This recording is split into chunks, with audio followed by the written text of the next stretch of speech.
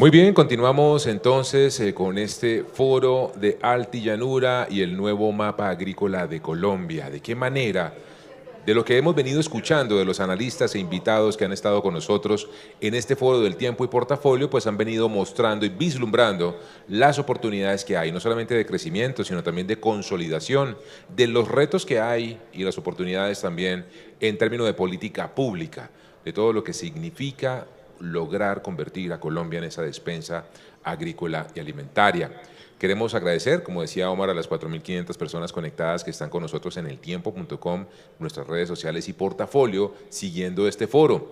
También muy complacidos de que nos acompañe Germán Rosso, próximo representante a la Cámara por Arauca, y también el equipo de trabajo de Diego García, quien es también y será representante del Casanare. Realmente es un placer también que quienes serán nuestros legisladores y que son personas que también son estudiosas de estos temas, que también han liderado, por supuesto, investigación, trabajo e impulso de la política pública del desarrollo de la Altillanura, que estén con nosotros también aquí presentes en este foro en Casa Editorial. Agradecerles su presencia y su interés de hacer parte de esta discusión. Vamos a hablar muy rápidamente y en lo que concierne con este conversatorio final de cierre de este gran foro de Altillanura para hablar específicamente de las oportunidades y los retos y la gobernanza de la Altillanura. Me acompañan, quiero saludar primero a Amparo Rúa, quien es la directora de la firma legal Rúa Abogados y es especialista en gestión de inversiones agroindustriales. Amparo, bienvenida al Tiempo Casa Editorial. Muchas gracias, José Carlos. Muchas gracias al Tiempo por esta invitación y estamos listos para iniciar este panel. Gracias. Y nos acompaña Arturo Dahut, quien es gerente nacional de la iniciativa Soya Maíz del Proyecto País. Arturo, bienvenido. José Carlos, muchas gracias y como siempre un agradecimiento especial a la Casa Editorial del Tiempo por propiciar esta conversación. Muy bien, seguimos entonces conectados aquí. Recuerden que ustedes nos ayudan mucho si comparten esta transmisión, si le dan like, si en sus redes sociales, sistemas de chat, también comparten este YouTube, porque es muy importante que más personas se puedan interesar de lo que estamos hablando hoy en día en el desarrollo de la Altillanura colombiana como esa despensa agrícola. Y quiero comenzar muy rápidamente este conversatorio, Amparo, con una pregunta básica y es exactamente: ¿puede efectivamente la Altillanura convertirse en una despensa sostenible para Colombia? ¿Cómo ve usted esa primera inquietud? Bueno, definitivamente, como hemos visto en el panel anterior y en las charlas anteriores, la respuesta es sí. Tenemos que revisar ya los casos de éxito que tenemos en la Orinoquía y en la Altillanura colombiana, casos específicos como el desarrollo de Aliar La Facenda, por ejemplo, que es un referente para la Orinoquía en términos de sostenibilidad y de producción inclusiva, desde un frente de estrategia regenerativa de territorios. Y eso claramente ha marcado un camino, un desarrollo que hemos acompañado desde el inicio y que ha generado una ruta donde se demuestra claramente el sí se puede. Hay otros centros de excelencia como el desarrollado por Hacienda San José en territorios también de la Orinoquía colombiana, Meta, Vichada, Casanare, Arauca, y la posibilidad es total, lo hemos visto, pero el objetivo debe ser muy claro. Debemos dejar de ver la Orinoquía como una frontera lejana, como se ha llamado siempre en sector central o gobierno central, territorios nacionales, y empezarla a ver ya como una región estratégica. Vemos y hemos escuchado el gran potencial que tiene, y como bien lo había dicho Ana Fernanda, ya debemos dejar de hablar de potencial y debemos empezar a hacer acciones para que ese potencial sea una realidad basado en reglas de juego claras. Reglas de juego claras, y ya vamos a hablar precisamente de los retos que hay y de las oportunidades en términos del marco jurídico, de qué falta en la política pública, precisamente para impulsar y cerrar ese círculo virtuoso de lo que significa el actuar de todos los protagonistas alrededor del desarrollo de la Altillanura. Arturo, le quiero preguntar lo mismo: ¿cómo es exactamente ese potencial de la Altillanura colombiana, si puede o no convertirse en esa despensa sostenible para Colombia? ¿Qué tan lejos estamos? Bueno, la Orinoquía colombiana realmente es presente y no es futuro. Yo le agradecería el primer slide, por favor. ¿Por qué es importante decir esto? Porque la Altillanura es una subregión de la Gran Orinoquía que compromete 4 departamentos: Arauca, Meta, Casanare y el Vichada. Cuando nosotros miramos la Orinoquía tenemos las condiciones. Entonces, por lo por lo que hay que decir. En la pantalla pueden ver claramente que estos 4 departamentos tienen aproximadamente 25 millones de hectáreas, de las cuales 14.5 están dentro de la frontera agrícola nacional. ¿Qué quiere decir eso? Que son las áreas que se pueden destinar a actividades agrícolas, pecuarias y forestales. De 25 a 14.5 quiere decir que ya se han identificado 10 millones de hectáreas que tienen que ser protegidas, que tienen esas condiciones que debemos preservar, y de esas 14.5, 5 están en lo que se conoce como la altillanura colombiana. ¿Y qué tenemos acá? Tenemos 2 condiciones esenciales para la agricultura: tierra y agua.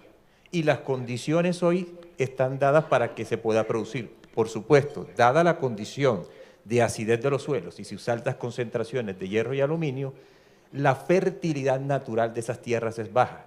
Entonces, retomo las palabras del presidente de la Facenda: hay que hacer una inversión muy alta en corregir esa acidez para que las condiciones de agricultura prosperen. Y ahí se conecta con los conceptos de agricultura regenerativa que se mencionó en el panel anterior, y a mí me gusta una definición de un empresario muy importante de Brasil que decía: agricultura regenerativa es trabajar para la naturaleza, para la que la naturaleza nos ayude. Significa aumentar productividad sin renunciar, es decir, a todo aquello que hoy nos convoca, y es mantener la sanidad de los suelos, la salud de los suelos, cuidar el entorno, por supuesto, y un aspecto muy importante en la Orinoquía: no hay que deforestar. A diferencia de cuando hablamos de la Amazonía, en donde para dar un paso hay que tumbar un árbol, aquí hay unas áreas específicas, determinadas, que permiten que esto pase. Entonces, ¿por qué decimos que es presente? Porque encontramos desarrollos agrícolas en palma de aceite, en arroz, en soya y maíz, en producción de proteína, en cacay, en forestales, en caucho. Es decir, esto ya está pasando. Entonces, en concreto sí están pasando las cosas, tenemos las condiciones. Lo que necesitamos, evidentemente, son esas reglas de juego claras para que podamos hacer las inversiones, y ese paisaje de la Orinoquía, en la que se integra la producción agroindustrial, las comunidades locales, las comunidades étnicas y el territorio, podamos terminar de construir esa historia que ya empezó y que tenemos el deber para Colombia y para la humanidad de hacerlo bien. Que es importante, Arturo, comentar, y me gusta mucho esa frase que comentaba usted de Brasil, de cómo estamos en esa tarea de ayudar a la tierra para que la tierra nos ayude a nosotros. Ahí entra la tecnología, ahí entra la investigación, ahí entra la ciencia a hacer su magia, porque al final de la historia, como colombianos, y no digo nada extraño para usted que nos está viendo, nada mejor cuando uno visita un territorio y lo ve pleno en lo agrícola, cuando lo ve cultivado, cuando lo ve con esas extensiones de producción que siente uno, lo asocia inmediatamente en su corazón y en su cabeza como algo que es benéfico para ese territorio y para esas comunidades. José Carlos, ¿me permite precisar Claro. algo? Es para las personas que nos están viendo. Cuando nosotros hablamos de agricultura regenerativa, estamos hablando de un sumo o un acúmulo de buenas prácticas agrícolas, que incluye rotación de cultivos. Nosotros hacemos soya, maíz, pero aquí que estaba viendo al presidente de Fedarroz, también se puede rotar arroz con soya, por ejemplo. Incluye no romper la estructura de los suelos, se conoce como cero labranza. Incluye siembra de precisión, incluye no quemar el rastrojo, e incluye las pasturas. Una ganadería sostenible, sustentable, ayuda a construir suelo en esta zona tan difícil para Colombia. A veces vemos la ganadería con toda esa mala propaganda, pero cuando uno ve el ejemplo de Hacienda San José, que la conclusión fantástica es: el sistema de pastura con ganadería captura más CO2 del que emite. Entonces, para nuestros televidentes es un cúmulo de buenas prácticas agrícolas que lo que pretende es devolver la vida a los suelos. Y retomo la palabra del presidente de la Facenda: pasamos de 2 centímetros de capa orgánica a 25. Qué bien. Y hoy tenemos productividades superiores a 8 y 9 toneladas de maíz amarillo, cuando el promedio nacional en Colombia es 5.5 toneladas, de manera sustentable.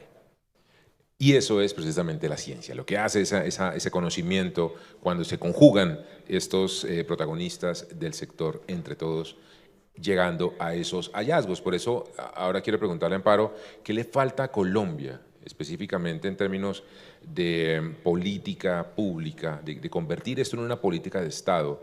Estamos hablando del potencial agrícola, que realmente sea una política del Estado. Bueno, José Carlos, definitivamente lo que pensamos que debe servir a la Orinoquía es un marco regulatorio diferencial, específico para la Orinoquía colombiana. Y es que, como lo decíamos, sobre la tierra hemos cargado cualquier cantidad de capas de protección y todos los conflictos asociados a la tierra han terminado con una capa de protección sobre la tierra. Entonces, los conflictos étnicos territoriales terminaron con unos sujetos de especial protección, que son las comunidades indígenas, la población NARP, negros, afrodescendientes, raizales, palenqueros, el campesinado como sujeto de especial protección, la población rom, y sobre ellos hay unas reglas de juego y unas protecciones de territorios. Los conflictos derivados, por ejemplo, de modelo de desarrollo, donde hemos estado en reformas y contrarreformas, pasando del modelo de la agricultura familiar, campesina, étnica, comunitaria, o al modelo pues, del gran desarrollo con impacto económico y social a gran escala. Esas tendencias han generado otros sujetos, que son los sujetos de reforma agraria, y para ellos también se ha expedido una normatividad que afecta el uso y la tenencia de la tierra. Están también los conflictos derivados por el control de recursos. Entonces, el conflicto armado ha generado también unos sujetos que se llaman víctimas y para ellos también hay una normatividad asociada a la protección del territorio. Entonces, estas víctimas que han sido despojadas, ¿cierto?, forzosamente o desplazadas forzosamente de sus territorios, pues también tienen una capa de protección sobre el terreno. Y hay un cuarto origen de conflictos asociados a la tierra y son los conflictos que vienen precisamente de las fallas estatales y de las omisiones estatales. No tenemos claridad en el catastro multipropósito, no tenemos claridad en el inventario de baldíos, no tenemos claridad en la información que hay en catastro corresponda a la que hay en registro. Toda esa serie de omisiones, cambios de doctrinas y de jurisprudencias, pues también genera unas capas que enredan el tema de tierras frente a poseedores y ocupantes. Entonces, nos hemos ocupado desde la República en expedir normatividad y agregarle capas de protección a la tierra, y eso bloquea y dificulta de una manera significativa los desarrollos, porque en últimas las grandes inversiones que se puedan hacer en la altillanura y en la Orinoquía, pues van a recaer sobre la tierra. Y si no tenemos una seguridad jurídica que permita que esas inversiones tengan el arraigo y la seguridad que se requiere, pues difícilmente la vamos a poder catapultar. Frente a eso, digamos, el modelo constitucional colombiano, y quiero dejar esto supremamente claro, admite y no proscribe la agricultura comercial. De hecho, la impulsa y la promueve. Entonces, tenemos un fundamento constitucional importante para los desarrollos de alto impacto económico y social, pero para eso le ha generado ¿qué? Unas bases que condicionan ese desarrollo. Debe mantener o mantenerse un esquema pues, de acceso de las tierras a los campesinos, debe mirarse ahora con estas reformas que se hicieron en la Corte Constitucional, temas de soberanía alimentaria, mantenerse la dignidad del trabajador agrario, pero todo eso, absolutamente todo eso se puede lograr en esquemas precisamente de desarrollo colectivo, en esquemas de trabajo y de proyectos de generación de valor compartido, con procesos de transformación regenerativa e impacto territorial. Es cumplible. Tenemos que, sí, para la Orinoquía colombiana, generar un marco regulatorio diferencial que todos estos puntos los dejen en una claridad absoluta y meridiana y que sea el soporte y la base para que esas inversiones de las que habla Ana Fernanda y hablaban los panelistas anteriores, pues las podamos acompañar y catapultar de una manera segura y seria para que podamos impulsar ese desarrollo. Un panorama bastante retador, el que se plantea desde el punto de vista del marco legal, regulatorio, normativo, pero que por supuesto hace parte de esa situación a superar, de un reto que hay que superar y de que hay que encontrar cómo entre todos, lo legislativo, también el ejecutivo y por supuesto en los territorios, se pueden articular para solventar y superar esos retos. También, Arturo, la misma pregunta: ¿cómo crees tú que este desarrollo y esa transformación del potencial agrícola de la altillanura debe convertirse en una política de Estado y dejar de ser una promesa?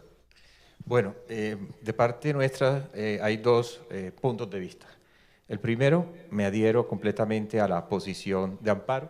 Necesitamos un marco regulatorio, que ya lo explicó muy bien, pero ¿por qué necesitamos un marco regulatorio especial?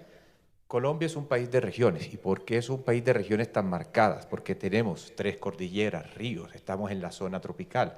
Y eso ha hecho que históricamente Colombia tenga una tendencia a muchas regiones muy marcadas, pero la topografía ha indicado eso. Recordemos que la Orinoquía para Colombia estaba perdida y se consideraban tierras que no eran aptas para agricultura, pero era sencillamente porque no teníamos el conocimiento. El conocimiento hoy para desarrollar agricultura, y aquí que está, saludo al doctor Clayton Gower, que tuve el placer de conocerlo en Mato Grosso, en Cuiabá, allá en el IMEA, nos explicaba mucho de cómo ellos desarrollaron el conocimiento para producir el cerrado brasilero. Lo que hay acá es transferencia de conocimiento. Y esa transferencia de conocimiento nos habilita la posibilidad hoy de hacer agricultura, ¿sí? Y gracias también al esfuerzo de nuestros empresarios. Pero esta zona tiene unas condiciones muy particulares de abandono estatal, de baja densidad poblacional, de tierras planas para agricultura. Colombia tiene agricultura en la montaña y en las zonas planas ganadería. En el mundo, para producir este tipo de alimentos necesitamos zonas planas porque requieren mecanización. Esto es un cultivo, en el caso nuestro, altamente mecanizado, en donde se requiere más o menos una persona cada 100 hectáreas, un cultivo de caucho demanda una cada 7 y el de palma una cada 10. Entonces, acá, dadas esas condiciones, amerita una mirada especial. Y creo yo que hay una oportunidad muy grande si logramos tejer ese marco regulatorio, porque ahorita acabé de estar en un foro en Yopal Casanare y por primera vez vi un bloque de gobernadores, representantes a la Cámara y el senador, a pesar de las diferencias políticas, juntándose para pedirle al nuevo gobierno nacional lo que esta región requiere para su desarrollo, pero a la vez tenemos un gobierno que está diciendo que quiere gobernar desde las regiones, que quiere dar un impulso territorial. Entonces creo que por primera vez tenemos que entender que no somos iguales en Colombia. A la doctora Ana Fernández Mayhuesca le gusta el pan de bono, en mi tierra es el diabolín. Y si nos vamos por Colombia, nuestros acentos son diferentes. Entonces, durante mucho tiempo pregonamos autonomía regional y salieron los departamentos el siglo pasado. Hablamos de autonomía administrativa, descentralización, pero pretendemos el mismo modelo de desarrollo cuando sabemos que estamos trabajando en agricultura con organismos vivos. Por eso una cosa es el maíz en el Valle del Cauca, que le puede dar 12 toneladas de rendimiento, tonelada por hectárea, en Córdoba 5, 5, 6 y en la Altianura le puede dar 7, 8, 9. Entonces, si reconocemos esa diversidad del país, le podemos por primera vez decir a esta región abandonada, hay una oportunidad para el desarrollo. Y lo segundo, este proyecto de la Orinoquía tiene que ser declarado un proyecto de interés nacional estratégico para la seguridad alimentaria. No encaja exactamente en la definición técnica, pero aquí nos antecedió el presidente de FENAVI, Gonzalo Moreno. Sí, señor. Toda la proteína que se produce de huevo y pollo depende de materias primas importadas. El sector avícola produce 19.000 millones de huevos al año, 52 millones de huevos día, que eso significa que un colombiano puede consumir 365 huevos al año. Todo ese esfuerzo depende de maíz y soya importado y tenemos la capacidad de producirlos de manera competitiva aquí en Colombia. Y se vienen haciendo esfuerzos dentro de esta cadena de valor que incluye desde la producción primaria, en donde el presidente del gremio de los maiceros, que es el gremio FENALCE, viene haciendo un trabajo muy importante por impulsar todo esto, conjuntamente con la industria de alimentos balanceados y conjuntamente, por supuesto, con la industria de la proteína. Pero, José Carlos, ¿qué pasa si mañana no traemos maíz y soya de Estados Unidos? Desaparece el alimento balanceado y la proteína de bajo costo, que es la que alimenta a Colombia, huevo, pollo, cerdo, se va a reducir sustancialmente. 2 problemas para Colombia: un problema de alimentación correcta a la población y un problema de inflación, que es lo que menos necesitamos en Colombia. Entonces, si logramos tener ese marco regulatorio en donde el territorio, con sus autoridades y el gobierno nacional empujando y el sector privado haciendo su tarea, porque cuando el gobierno pone los bienes públicos rurales, el sector privado es capaz de llevar el desarrollo. Así es, y estamos hablando además de seguridad alimentaria de por medio de la seguridad alimentaria del país. Perdóname, Amparo, ¿ibas a comentar algo? Sí, algo adicional y es básicamente el territorio, y como lo ha expresado Arturo, de la Orinoquía colombiana no es un territorio apto para reforma agraria. Claramente, lo hemos dicho, lo hemos visto, las extensiones, las altas inversiones, la escalabilidad de lo que se requiere para lograr el sorteo de los costos no admite que estas tierras de la Orinoquía sean destinadas a propósitos agrarios y de reforma agraria. Entonces, pretender cumplir los propósitos de reforma agraria con tierras que no van a ser fértiles, tierras que los campesinos, las poblaciones y los trabajadores rurales no van a poder hacer productivas por los altos costos de inversión, pues no se cumple ni un propósito ni el otro. Lo que hacemos es enyesar las tierras, dejarlas improductivas y tener pobres con tierra, que sencillamente lo que se promueve, y es lo que vemos en la Altillanura y en la Orinoquía, pues son transacciones informales. Se venden las tierras porque no las pueden vender legalmente, entonces las venden con documentos que se llaman títulos llaneros, y de esa manera generan una transacción que es informal, con desarraigo, con pobreza y obviamente generando más foco de violencia en las regiones. No se genera ese propósito agrario, no se genera la riqueza que se persigue, y lo que se hace es que dejamos las tierras como las tenemos, incultas, improductivas, y sencillamente un foco de violencia y de rotación de una mano a otra dependiendo de la política que vayamos siguiendo. Por eso te quiero preguntar, Amparo, y volviendo también a tu primera parte, en donde hablabas de estas capas sociales que se ven vinculadas a todo el proceso del desarrollo correcto de las tierras y de la altillanura. ¿Cómo vas a hacer para avanzar en esa productividad e inversión sin repetir esos modelos de desarrollo que al final lo que hacen es que generan conflictos ambientales y sociales en el territorio? ¿Cómo se puede avanzar en esa productividad a partir de ello o a pesar de ello? Mira, yo creo que ya hay unos modelos hermosos que se pueden seguir y que son reales y que son prácticos. Volviendo al modelo de Agropecuaria Alianza La Facenda, allí establecimos un modelo de transformación regenerativa con enfoque territorial.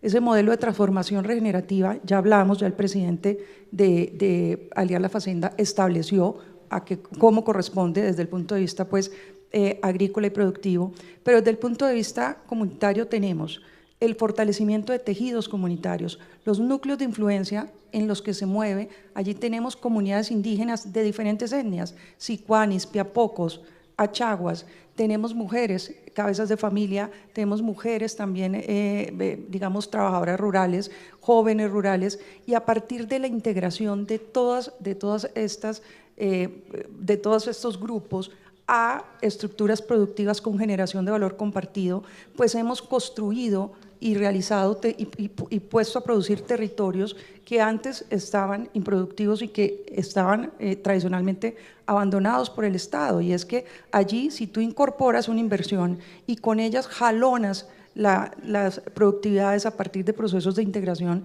pues la riqueza se vuelve colectiva, el blindaje social de la misma producción y del proceso también se presenta, y si lo haces desde un ejercicio de transformación regenerativa, con la producción de alimentos respetuosos, con el fortalecimiento de los tejidos comunitarios, con naturaleza y clima ceros, y esto pues haciendo inversiones, por supuesto, con abordaje de paisaje, manteniendo los entornos sostenibles, con principios de economía circular, pues tú vas a tener una integralidad que te permite seguir avanzando acompasado pues con las necesidades de los ecosistemas, pero también integrando las comunidades. No son ejercicios nuevos, hay pilotos que ya existen, que los tenemos, son reales, que son demostrables, y esto pues es lo que nos permite decir que sí es posible, que sí es escalable y que sí hay un potencial donde, organizados todos en torno a los territorios y tomando decisiones a partir de él, el territorio puede convertirse en fuente de riqueza y realización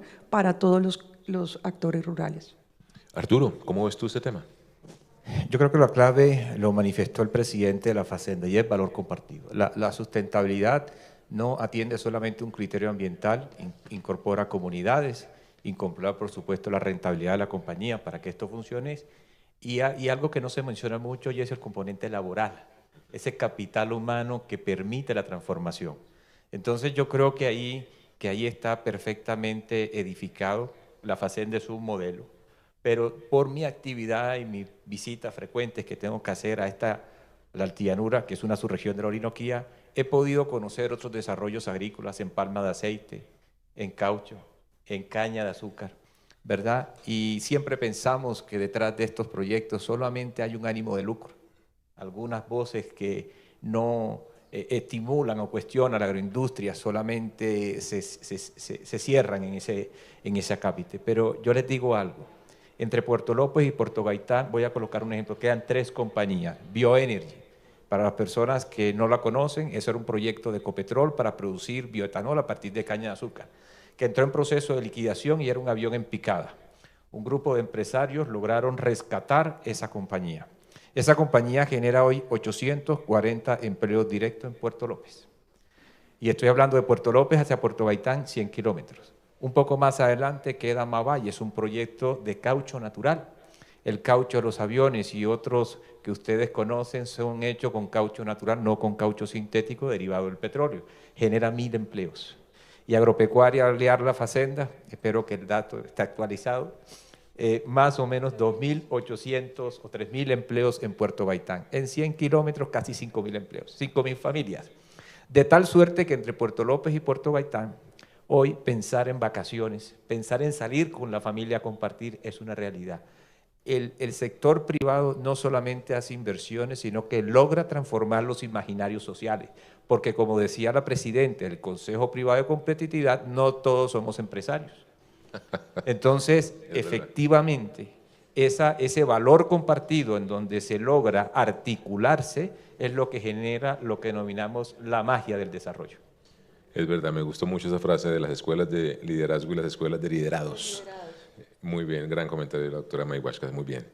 Seguimos entonces en este foro tan importante que estamos hoy estructurando sobre la altillanura y el desarrollo como despensa agrícola y alimentaria. Quiero ahora preguntarte, Amparo, por los componentes detrás del desarrollo sostenible de este concepto, y es qué tan determinantes son hoy la infraestructura, la logística y la conectividad para que la altillanura efectivamente logre ese nivel de desarrollo como el que vimos, por ejemplo, en el caso de Mato Grosso. Bueno, yo creo que intentar exponer más allá de lo que nuestros panelistas anteriores han explicado con todo el conocimiento y profundidad va a ser imposible. El tema es que son absolutamente determinantes siempre que, insistimos, existan reglas de juego claras. Complemento la intervención de Amparo y le pediría a nuestros amigos que coloquen un par de videos. Nos demoramos 40 segundos viendo 3 videos para explicar esto. Sin infraestructura no hay agricultura, porque si no puedo llevar los insumos al campo. Esta imagen, mire, esta es una imagen de un puente que queda entre Puerto Gaitán y La Cristalina, que es donde tenemos la mayor concentración de siembra de maíz de Colombia. Este puente, para poderlo cruzar, tuvimos que bajarnos de la camioneta. Hasta el borde donde está el señor está pavimentado. De ahí hacia allá 40 kilómetros. Bien, Daddy. La tristeza de esto, Toque bocina, por favor. Son argentinos, ¿no? Ahora que hablamos de inversionistas. Estos señores parece que hubiesen regresado al pasado. Lo interesante de esto, para que vean lo que impacta, es que de Puerto Gaitán a La Cristalina, donde está la mayor concentración, hay más o menos por esta vía 45 minutos, 1 hora. Este puente hace 2 años que no está y están las vigas puestas en la vía. Eso significa que tenemos que dar una vuelta de 2 horas para poder llegar al mismo punto. Por ejemplo, entonces, 4 departamentos, Arauca, Casanare, Meta, Vichada. Nosotros estamos ubicados en la altillanura, que es Meta, Vichada. De Villavicencio a Puerto Carreño, que es en la capital, hay aproximadamente 900 kilómetros. Hay vía pavimentada de Villavicencio hasta Puerto Gaitán, y en esta época el Vichada, que es como el Mato Grosso, el departamento más interior de Brasil, o uno de los más interiores, se incomunica de Colombia. La única forma de salir es por el río Meta. El río Meta, que es una arteria fluvial importantísima, pero que funciona en invierno, porque en verano no se puede navegar. Entonces, para poder pensar en la Orinoquía, en su contexto, tenemos que desarrollar las vías que intercomuniquen a los departamentos. Porque el otro departamento importante en la Orinoquía es el Casanare, que tiene una mayor vocación para arroz y para palma de aceite en este momento, pero que puede rotar con soya, en donde ya hay estudios de Fedarroz. Y ese río Meta hoy no lo podemos cruzar. Entonces, por favor, el otro video. Ese río no lo podemos cruzar hoy. Esta imagen que ustedes ven ahí fueron los mismos argentinos cruzando el río Meta hacia un municipio que se llama Cabullaro, que queda cruzando el Meta hacia el Casanare. Ahí nos quedamos 1 hora, en 1 metro. Y tuvimos que pedir el favor y trajeron un tractor y nos sacó. 1 hora. Imagínense qué sería pasar una tractomula, si es que puede pasar. El maquinista, un niño de 16 años. Él muy tranquilo, todos nerviosos. ¿Sí? El siguiente video, por favor. Esta es la vía de Puerto Gaitán al Bichada. 653 kilómetros de esta tortura. Ese camión no pesa 50 toneladas. Ahora imagínense lo que es sacar la producción y pensemos en nuestros connacionales del Bichada. Nadie se preocupa por ellos, 140.000 personas. Eso es lo que tienen que vivir nuestros productores para sacar la producción del Bichada. No hay derecho. No hay derecho. Entonces, si no logramos integrar al territorio, por eso hablamos de bienes públicos rurales, por eso decimos que así que sin agua no hay agricultura, sin vías no hay agricultura. Y eso que estamos hablando solamente de la integración de esos 4 departamentos, que es una realidad hoy, pero nos cuesta mucho, nos resta competitividad. Los precios de los commodities hoy están en el piso. Entonces tenemos que hacer un esfuerzo, por eso todos nuestros productores que están allá, les decimos que ellos no tienen centros de producción, sino centros de excelencia, porque todo el que está allá es pionero. Y estamos hablando solamente de esto. Ahora, pensemos que es conectar esto con el país. Y entonces una sola vía activa al año, que es la vía al llano. Que si llueve, se para. Que si los habitantes de Guayabetán le incumplieron algo, la bloquean. Y las otras 2 vías que tenemos por el Casanare están en unas condiciones que hoy no permiten que esa producción salga. Y no es solamente soya, maíz, es la producción de arroz. Acordémonos que el 60% de la producción de arroz está en esa zona del país. Eso es en cuanto a infraestructura. Y en cuanto a centros de acopio, lo que uno quisiera, si uno pensara con el deseo, son múltiples facendas de huevo, de pollo, de cerdo, de ganado bovino. Porque lo que debemos lograr acá es que haya agregación de valor en origen. Y por eso hoy la facenda, desde la zona más agreste y difícil de producir, puede distribuir piezas de cerdo a través de su gama de diferentes productos y tener puntos de distribución en Valledupar, en Barranquilla, en Antioquia, en Medellín. Ese es nuestro ideal. Pero si no tenemos por lo menos un marco regulatorio que permita estas grandes inversiones, si el Estado no nos ayuda con lo mínimo, que eso es la infraestructura, el puente, la vía y por supuesto la seguridad física que se ha deteriorado en Colombia, hace muy difícil porque no hay un empresario que si no va a su oficina no pueda hacer la tarea. Sí, seguramente la virtualidad nos ayuda, pero en el campo la producción exige, dijéramos, la conexión con el territorio. Entonces, infraestructura y centros de acopio y centros de transformación determinantes para todas las actividades productivas que querramos desarrollar en esta zona del país. Muy claro y muy preciso el ejemplo. Nada más que verlo para entender muy bien la dimensión de lo que significa esto que estábamos hablando hace un rato de logística, infraestructura y conectividad para el desarrollo de la altillanura. Y hablaba usted de algo, Arturo, que quiero preguntarle a Amparo, y es esa parte del marco regulatorio y de estabilidad jurídica. ¿Existe actualmente esa seguridad jurídica, Amparo, según tu visión? ¿Hay una estabilidad regulatoria suficiente para atraer esta inversión de largo plazo en la altillanura? Bueno, como decimos, el modelo constitucional sí prevé que este desarrollo de alto impacto y a escala se lleve a cabo y es perfectamente compatible con los modelos de economía familiar, campesina, étnica y comunitaria que se vienen también impulsando de manera paralela. Se han realizado algunos avances legislativos, figuras como las IDRES, por ejemplo, que son las zonas de interés de desarrollo rural, económico y social, se impulsaron para zonas como estas, las de la altillanura, que permitían precisamente lograr estas grandes extensiones, poder generar la incorporación de más de una UAF, según las necesidades del proyecto, en zonas específicas como las de la altillanura. Sin embargo, se requiere un marco regulatorio diferencial que facilite esta constitución de estas IDRES, que permita la integración de la tierra en las extensiones y volúmenes que se requieran, que no estén restringidos por límites asociados a una unidad agrícola familiar, que dé seguridad jurídica y certeza a los títulos de adjudicación, porque es que resulta que el 75% de los predios en Colombia tuvieron origen baldío. Y al tener origen baldío, tienen una reglamentación distinta a los que fueron propiedad privada, cuyo origen no fue baldío. Eso hace que las regulaciones sean un poco más complejas y más demandantes y exigentes. Por esa razón, pese a que existen algunas componentes en la normativa jurídica que ha permitido precisamente que estos desarrollos se lleven a cabo, sí pensamos que masificar los desarrollos y lograr el impacto que queremos implica un marco regulatorio diferencial que incorpore esas líneas y que de una vez zangue todas las brechas que existen doctrinales y filosóficas en lo que debe ser la tierra y cómo debe ser la producción y la distribución de riqueza. Muy bien, Arturo, ¿algún complemento aquí que quieras dar? Básicamente me adhiero, pero quiero complementar algo. Nosotros para poder dar el salto de productividad necesitamos las semillas, y las semillas que incorporen alto rendimiento, estabilidad y sanidad, y por supuesto biotecnología. Cuando Brasil, y seguramente se los explicó Clayton Gower, el salto que dio de ser un país que importaba 30 millones de toneladas de alimentos a ser un país exportador, el primero en el mundo de soya y el segundo exportador de maíz en el mundo, lo dio con biotecnología y con tecnología de alto rendimiento.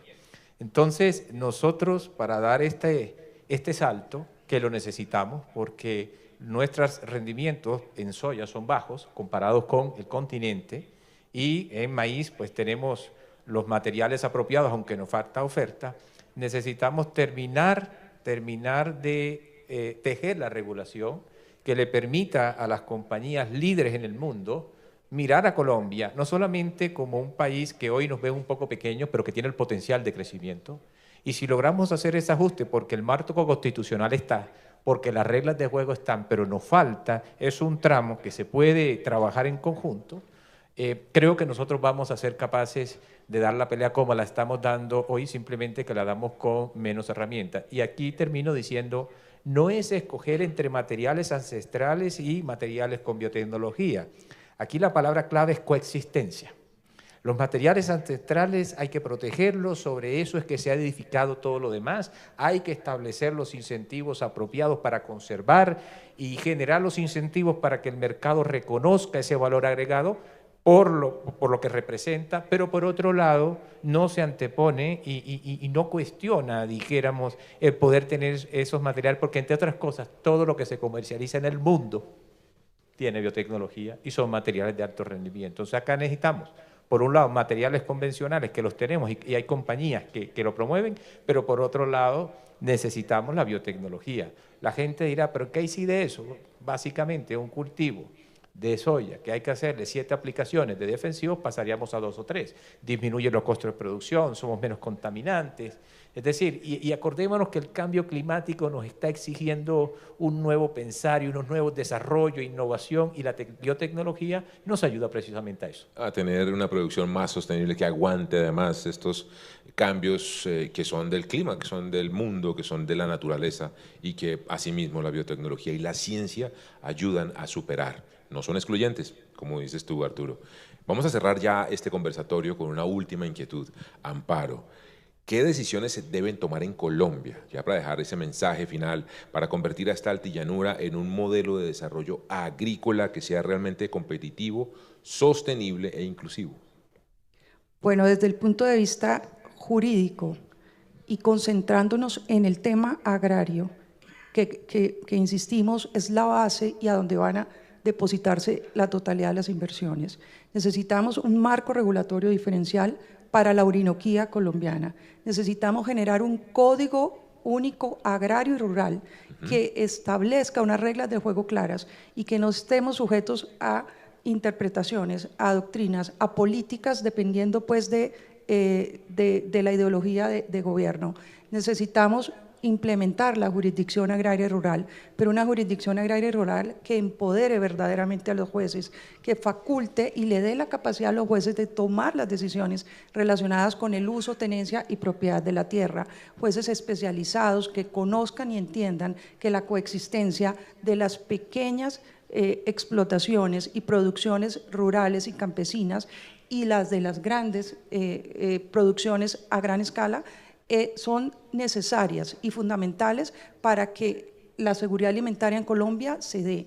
Y bajo esos parámetros consideramos que tendremos jurídicamente reglas de juego claras desde el punto de vista agrario para apalancar las demás reglas de juego técnicas, de infraestructura y de promoción de lo que requiere la Orinoquía para su impulso y su despegue.